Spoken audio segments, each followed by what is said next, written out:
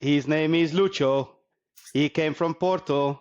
He came to score, came to score, came to score, score, score. Luis Diaz. He's from Baracas and he plays for Liverpool. La la la la, la la la la. La la la la la la la la la la la la. Luis Diaz, he's from Baracas and he plays for Liverpool. Hat trick, baby. Hat trick tonight against Leverkusen. My cousin, welcome back to the show. What an introduction that you got blessed with. How you doing? I feel like I'm lost. I feel like I'm on the wrong show. Jeez, what was that? Man, It was so hard for me to listen to. I can only imagine our poor viewers. They just to listen to that crap. At least they got the fast forward button. Hopefully they just went bang. You know, if I had a better singing voice, I wouldn't take too much pain to what you just said. But, it's the lyrics that makes it all. Xabi Alonso came back home, 69 matches, only lost 2, and Liverpool gave them 4. What do you have to say about that? I think it was a really bad day at the office for Alonso and co. They probably just were tired from the flight, and he probably felt a little bad for Liverpool. That's the team he played for. He didn't want to go and show you guys up, and he thought he obviously loves Liverpool, so he thought he'll give you guys the win and go and beat someone else next week. It's easy. Yeah. Easy for you. You see, the thing is, his team had 1 day extra recovery, and then in the second half, he touched, this is the Anfield sign, and the second half, we completely demolished them. You see, there's the proof. There's the proof. He touched the Anfield sign to say, I'm doing it for you guys. Bang. And then you went and did it. So he gave it to you. He didn't do anything. He did it, with all the fond memories that he had of the club, but today's definitely not a fond memory. No, he put it out on the platter for you guys. On a silver platter. Here you are. You guys can have this win. That's all. Don't read too much into that 4-0 victory there, Marcus. Man, Marcus on top of the world this evening. What a performance by the mighty Liverpool. Luis Diaz with the hat-trick, Baba. Yo, on top of the world. Who did you guys play in the Champions League? Oh, we played Madrid, beat them. Yeah. Anyway. Your name's not Sporting, Baba. Your name's not Man City. You are Manchester United. Yeah, again, just like Leverkusen helped you out, we have to help, the other teams in the Champions League, that you guys have a turn as well. No, I'm not even going to say that. Yeah, we don't deserve to be in the Champions League, and that is why we're not in the Champions League. 100%. At least you're honest for once. Yeah, so have to be. You excited? The big buzz. Ruben Amorim is coming to take the helm at United. Great result for Sporting tonight against City.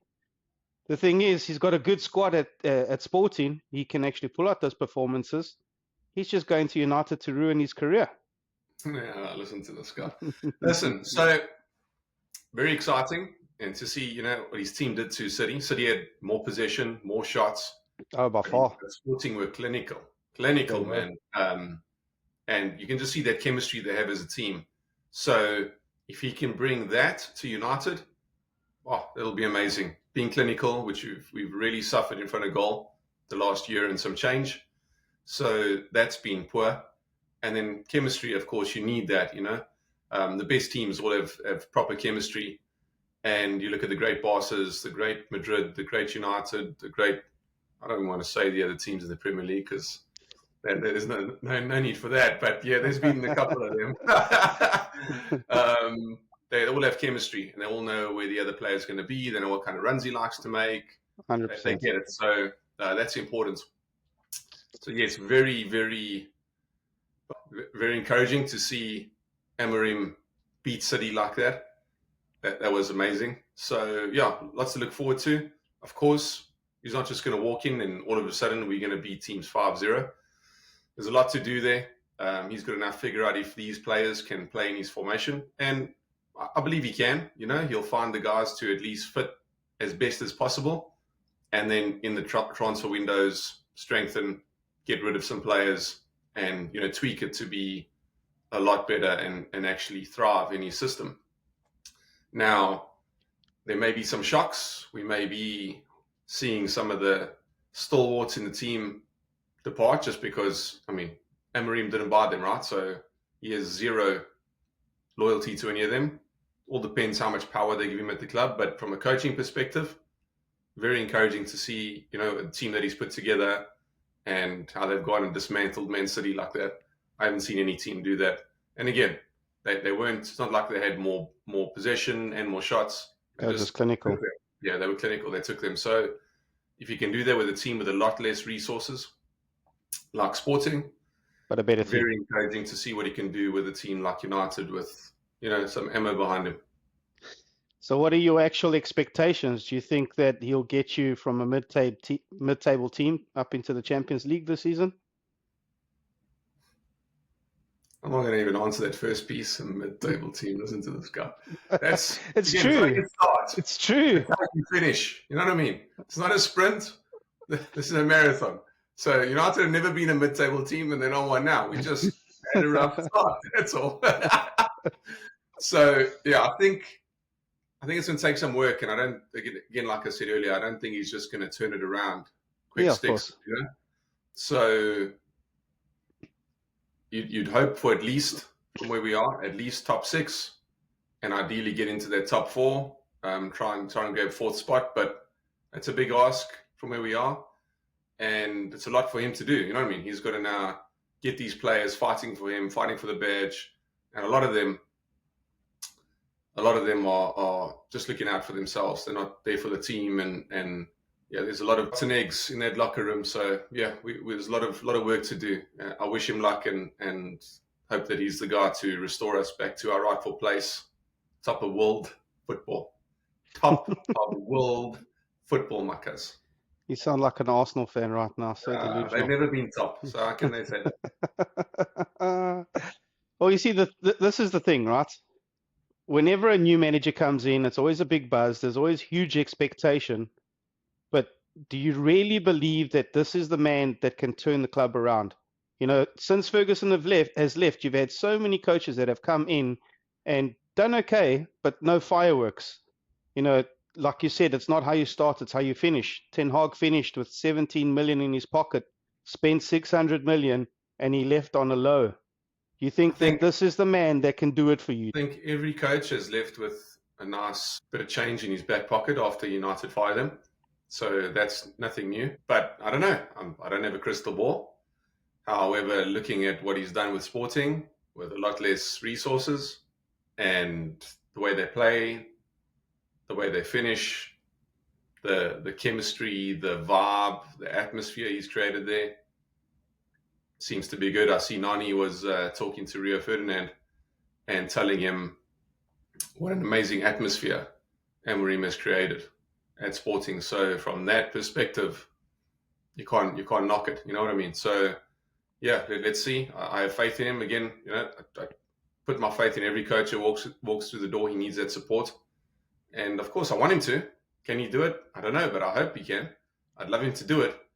And he's young. He can be there for a very long time. His words were, "Manchester United are my club," which means he supported them from afar, just like Bruno. Bruno used to support United when Ronaldo was with us in the first stint. He still had a United jersey, number 7, Ronaldo on the back, as a lighty, as a youngster.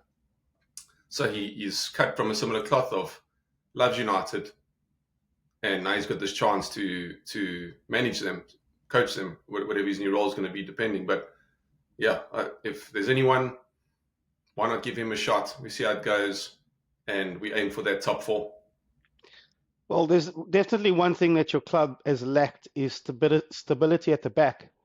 And based on his stats, Ruben's stats, he's quite sound defensively. So if he can, sort out that huge hole that you have at the moment, who knows? You might scrape results. Yeah, but you say that. You know that Onana's got the most clean sheets in the league. He's probably made the most saves. Possibly, but again, no one's saying that he's the best goalkeeper. Everyone's telling you what a terrible goalkeeper was all last season.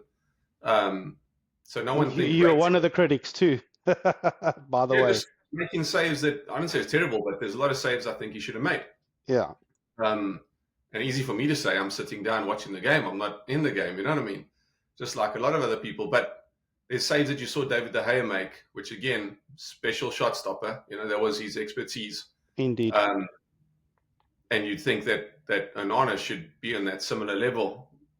Maybe that's unattainable, but Onana is the most clean sheets in the league. I think he might be tied with someone right now, but talking about a defense, that's not bad. Our problem is scoring goals. We always have a negative goal difference. We had one last season. We started this year, the same thing. We just cannot finish. We need firepower. We need to score. We may have the firepower in the team already, but they're not scoring. So we need to find a way to unlock that, score some goals. Yeah, probably get, like you were saying, get the chemistry. Most successful teams, they have a chemistry where the whole team believes in each other, even the players that are on the bench that are not starting. And if he can create that vibe, then, there's a huge possibility that United will become successful sometime in the future. But if you look at, history of all the best teams that have been winning, the team is solid. Everyone is solid as one unit. And like you said, there's a lot of rotten apples, a lot of big egos. If he can sort that out, that's probably one of the biggest battles that he could win. I agree. Look, and I'm actually very happy about the game we have this weekend. I mean, to be fair, we first have Paok in Europa on Thursday, which we should win that and win it handsomely. And then we have Leicester this weekend, replay of the cup game we had last week, which is fantastic. Happily take that. Ruud's first game. We scored 5 goals. So if we can replicate that, then don't even have to score 5, score 3, maybe try and get a 4th. That's cool, but keep the scoring going. Keep the confidence coming. Get your strikers scoring. Get your attackers scoring. And happy days, man. That's what we need to start this rut that we've been in. Get scoring, and predict us to win 3 or 4-1 on the weekend. And against Paok, I'd say, geez, we should win that game 4-0. Oof. Ruud van Nistelrooy's come in and his first game the team scored lots of goals, and now you're predicting lots of goals, eh? It's just looking at the competition, and no disrespect to either team, but we should easily beat Paok. I think you and I might be able to jump on the field with 9 other boys, and we'll beat that team. But in the league, Leicester's a good team, but I think we should have more than enough to beat them like we did a week ago. So I'm going to go with a 4-0 in Europe and maybe a 3-1 in the league. Jeez, man. Imagine that result comes back to bite you in the arse. We lose 2-0 or something. Oh, that'll be the writing's on the wall. Well, I think it's a little bit too early to, obviously predict score lines like that. Although you proved that you did score goals in your last game against Leicester, fair play. You actually played well. I watched that game. And against Chelsea, we should have scored more though. Unfortunately, 1-1. Yeah, I think 1-1 is probably a true reflection, or it's probably the fair result of the game. You both had chances. You both had chances. Chelsea would have been a little bit aggrieved by the penalty. He was going out of the direction of the goal, but he was in the box, and if you get fouled, it's a penalty. That's just what it is. That happens all day in many games. That's normal. You foul the striker, it's a penalty. So yeah, positive result against Leicester. It's a decent result against Chelsea, and now you'll go and lose against Paok. What are they? Where are they from? Which country? So they're from Greece. So again, it's not the strongest league. And United should comfortably beat them. Well, I hope you're wrong, but you never know. Ruud van Nistelrooy is at the helm for now until Ruben takes over. There's a buzz around the club. The players scored lots of goals in the last game, so anything's possible. We need you guys to start competing again. We can't have our biggest rivals being a mid-table team like they have been. Shut up. Listen, enough about that. You're having too much fun here. Let's talk about Liverpool a little bit here. So, very good result for you guys today against Leverkusen. Like I said, I think he handed that to you on a platter. Jokes aside, really good game for you. Good second half. Yeah, really good second half. And you guys are marching on. You're doing great in the league. You're doing great in Europe. Slot beating another contender for his job, Xabi Alonso back in the day, who decided no, he's going to stay at Leverkusen. Chose to turn you down, I might add. Are you guys happy? Do you think you're happy that you chose that Slot actually got the job instead of Alonso? So firstly, it was all media hype about Alonso. No, not media hype. If you go back and you look at it, he said, no, I'm building something here. Thank you very much. I'm honored, but I'm going to stay in Germany. So, like I said, it was all big media hype. Liverpool are one of those clubs that very rarely show their hand in the transfer market. You know what? They've done it a couple of times. They even wanted Amorim, but chose to go with Slot. That one I'll give you. They chose to go with Slot instead of Amorim, but he was also highly linked. But Alonso turned you down. So if that is true, if the speculations were true, that Alonso turned us down, I think he had an absolutely amazing season with Leverkusen. You know, what he achieved with that club, I think he would have been silly to leave the club when he was on a high like that, because I think he still had a lot to prove. Especially, it's been a long time since Bayern Munich were knocked off their perch. But I'm extremely satisfied with Arne Slot at the moment. You know, we've gone, since we lost against Forest, we've gone on a run of 12 games and only dropped 2 points. I think the new style of play, which is a little bit of a slow build-up, but all of the all of the players are in their positions. You know, we're not playing heavy football anymore. Sometimes it's not so good on the eye, but you know, when we catch teams on the counter attack, I think we're still dangerous. I don't know what to say about the man. I didn't have expectations that we would have started the league like this, or the Champions League. We've played 4 games in the Champions League. We've got 4 wins. You know, that's absolutely fantastic. And in the league, we're on top of the log. Fair play to City and Arsenal. They've dropped points. We've also dropped 3 points. We've dropped 4 points in the league, sorry. I couldn't have asked for a better start. And it seems like he's getting the best out of players, you know, like fringe players, for example, like Gravenberg. Gravenberg was a non-starter. And we struggled to get a number 6. You know, our number 1 choice turned us down. He decided to stay at his home club. And Slot found a solution with Gravenberg. So would I have chosen Xabi Alonso? I think he's a great manager. I have a lot of respect for him. He's got a absolutely fantastic football brain. And I am over the moon. I did not expect us to start like this. I thought there would be a lot more speed bumps right in the beginning. But man, he's tactically sound. Speed bumps, you say? Don't worry, they're on their way. They come in. Hang on to your soul there. They'll be here shortly. Isn't that what you said when we had? Isn't that what you said when we had this crazy run of, what was it, 6 games in 20 days? Me? And I would never say such a thing. Yeah, Anyway, we'll record a couple of episodes back, and we'll replay this. But that's exactly what you said, Mr. Mark, Man United Mink. Yes. Don't worry about it. So out of those 6 games, let me just put this out there. Out of those 6 games, we've only dropped 2 points against Arsenal at the Emirates. I mentioned that. Thanks for the reminder. Like I said, it's coming. All night. It's in the mail. It's on the way. There'll be here shortly, your speed bumps. But with your current squad depth and with your manager that you've now mentioned you are so happy about, you guys are flying in the league.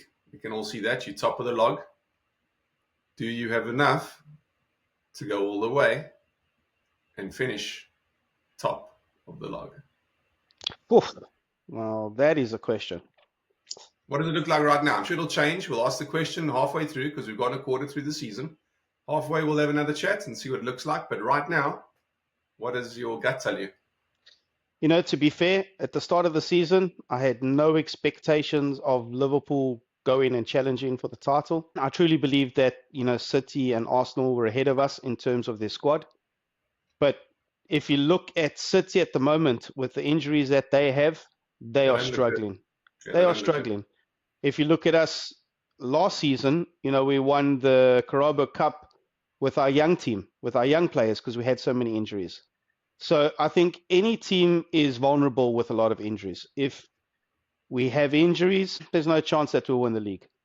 But I do think that the current squad that we have, I think we have a nice mix of youth and experience. I'd like to see the club dip into the transfer window and add a defensive midfielder. Doesn't seem like Endo has got the confidence of Slot, unfortunately. Can we go all the way? I'd love that to happen, but there's never a fairy tale in football where everything goes right and you win all your games. So you're saying speed bumps are on the way. I do believe there'll be speed bumps. I don't think that we will grind results out every single game. Forest is a great example where we pushed and pushed and pushed. Our finishing was below par. We didn't play the best game of football, and they had, better tactics on the day. They kept us out. So, and that was at home. That was at Anfield. We have such a fortress at Anfield. We have our 12th man with our crowd. So, that just goes to show that there are speed bumps that, could appear in the future, especially over the December, schedule. That's always very tough.